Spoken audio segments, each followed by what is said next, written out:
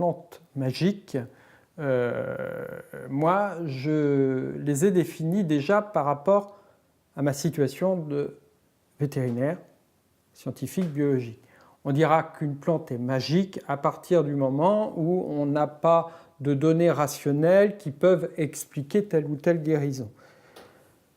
Le problème, c'est que ce n'est pas aussi simple que ça, parce qu'on a également le problème de l'effet placebo.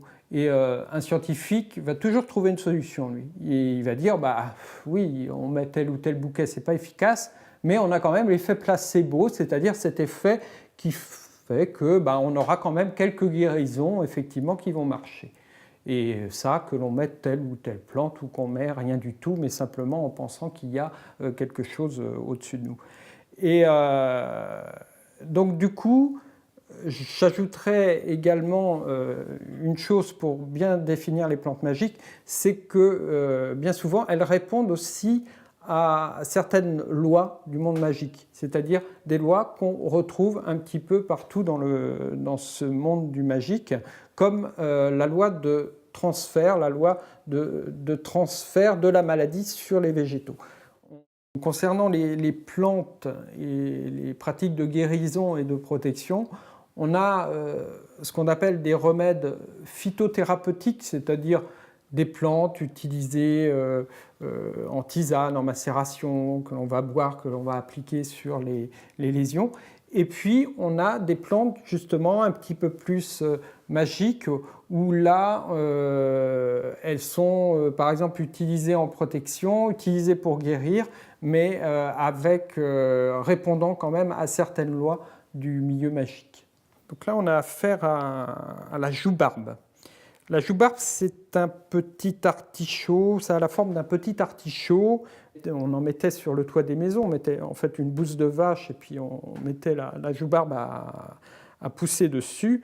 Cette joubarbe protégeait à la fois des sortilèges et de la foudre, ce qui est d'ailleurs en relation, parce que souvent la foudre c'est le diable, donc le diable c'est aussi, les sortilèges c'est aussi le diable, donc on arrive éventuellement à trouver un lien entre les deux. Et là, on est vraiment dans la plante protectrice dans le milieu magique.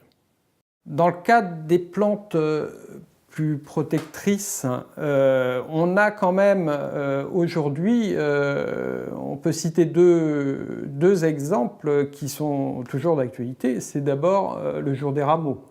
Le jour des rameaux, beaucoup de gens vont faire bénir un rameau, bien souvent un rameau de laurier.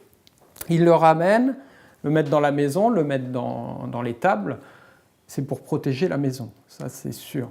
Ce ne sont pas nécessairement des gens très croyants. On s'aperçoit en fait effectivement que le jour des rameaux, on y va un petit peu pour la coutume et pour surtout ramener ce petit rameau protecteur.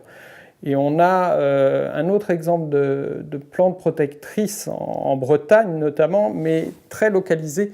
C'est une pratique dans le centre Morbihan. Et dans le centre Morbihan, dans la nuit du 30 avril au 1er mai, on va cueillir des branches de hêtre. Et dans la commune de Saint-Jean-Brévelay, dans la commune de Plumelec et de Bignan, c'est encore d'actualité. Et donc on va cueillir ces rameaux de hêtre, les mettre autour des fenêtres, autour des portes. Aujourd'hui, on dira c'est pour porter chance.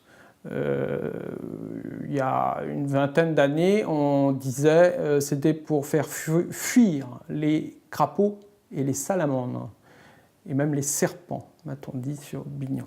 Donc des animaux plutôt à la fois maléfiques et vecteurs de venin également, donc susceptibles d'apporter des maladies. Les rameaux et le hêtre sont les cas les plus courants de pratiques calendaires. Après, on a par exemple une situation d'envoûtement, le cas d'un fermier qui avait un poulailler.